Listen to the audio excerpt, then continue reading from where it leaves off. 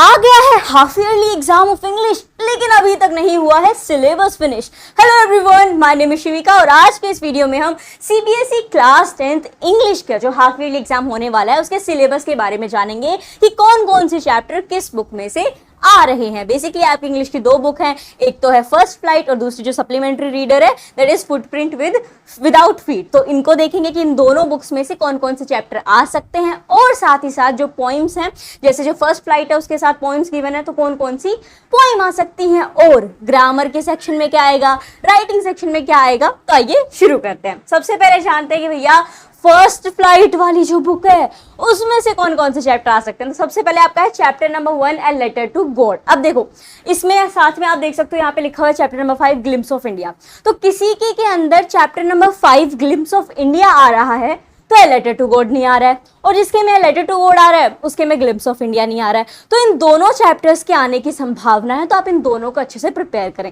अगर आपको ये कंफर्म है कि अच्छा हमें तो ग्लिम्स ऑफ इंडिया नहीं देने वाले, इसका मतलब है कि लेटर टू गॉड आ रहा है। अगर ये लेटर टू गॉड नहीं आ रहा है देन ग्लिम्स ऑफ इंडिया आएगा। तो ये दो चैप्टर्स हो गए। Then chapter number 2 Nelson Mandela Long Walk to Freedom. ये बहुत ही ज्यादा इंपॉर्टेंट चैप्टर है, इसमें से क्वेश्चन आते ही आते हैं हाफ ईयरली में, एनुअल एग्जाम में। सो नेल्सन मंडेला वाला चैप्टर बहुत अच्छे से प्रिपेयर कीजिएगा। उसके बाद है आपका चैप्टर नंबर 3 जिसमें आपकी 2 स्टोरीज है, 2 stories about flying, first his first flies and the second the black aeroplane. इन दोनों स्टोरीज को अच्छे से पढ़िए, समझिए कैसे लिखी गई है, और जो भी चैप्टर में दिया गया है उन सबको अच्छे से लर्न कर लीजिए। After that chapter number 4 from the diary of Anne Frank, ये वाला चैप्टर भी अच्छे से प्रिपेयर कर लीजिएगा। फर्स्ट फ्लाइट वाली बुक में से ये आ रहे हैं। अब बात करते हैं पोइम्स की, तो कौन कौन सी पोइम आ रही है। तो देखो पहली पोइम जो आपकी है ए लेटर टू गॉड में से डस्ट ऑफ स्नो, और उसी में से फायर एंड आइस। तो ये दोनों पोइम्स भी आ रही हैं, एंड इन दोनों के ऊपर even A Letter to God वाला चैप्टर इस पर भी मैंने वीडियो बना रखा है। डिस्क्रिप्शन में आपको उसका लिंक मिल जाएगा, इंग्लिश ऑल वीडियोस करके, इंग्लिश के सारे चैप्टर्स के वीडियो, तो आप उस पर क्लिक करके ये वीडियो देख सकते हो, dust of snow and fire ice और ए लेटर टू गॉड का। उसके बाद आपकी जो तीसरी पोइम है that is a tiger in the zoo, ये वाली पोइम प्रिपेयर कीजिएगा। एंड पोइम नंबर 5, अब देखो जो पोइम नंबर 4 थी आपकी, एक तो the wild life and Amanda, वो दोनों नहीं आ रही हैं।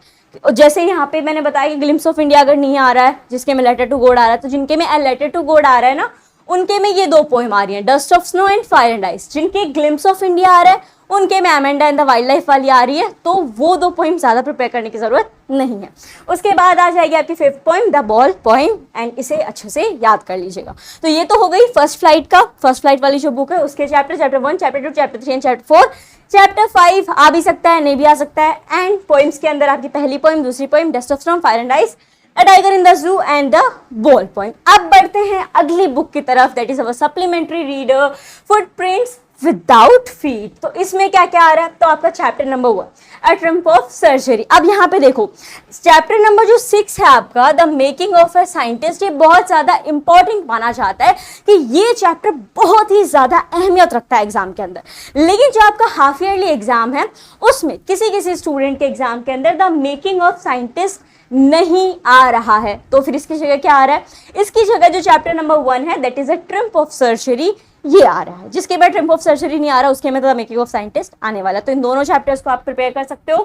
Then chapter number 2 The Thief's Story, ये सब में आ रहा है। Chapter number 3 The Midnight Visitor, and chapter number 4 A Question of Trust, ये वाला चैप्टर भी बहुत ज्यादा इंपॉर्टेंट है।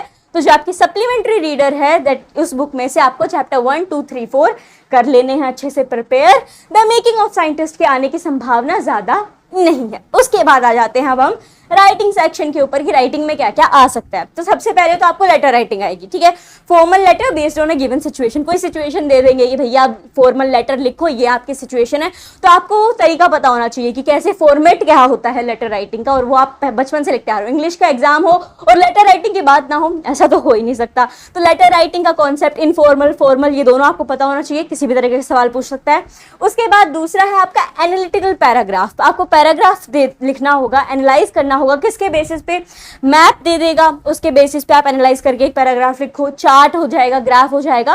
तो ये सारी चीजें ऑलरेडी आपकी बुक में मेंशन्ड है। कुछ टॉपिक्स भी इवन दिए गए हैं कि इस पर्टिकुलर टॉपिक के ऊपर आप एक एनालिटिकल पैराग्राफ लिखिए। तो उन टॉपिक्स की अच्छे से प्रैक्टिस कर लीजिए, पैराग्राफ कैसे लिखते हैं, एनालाइज कैसे करते हैं, ये सारी चीज़ों पे थोड़ा ध्यान दे लीजिएगा तो आपका राइटिंग सेक्शन पूरा हो जाएगा।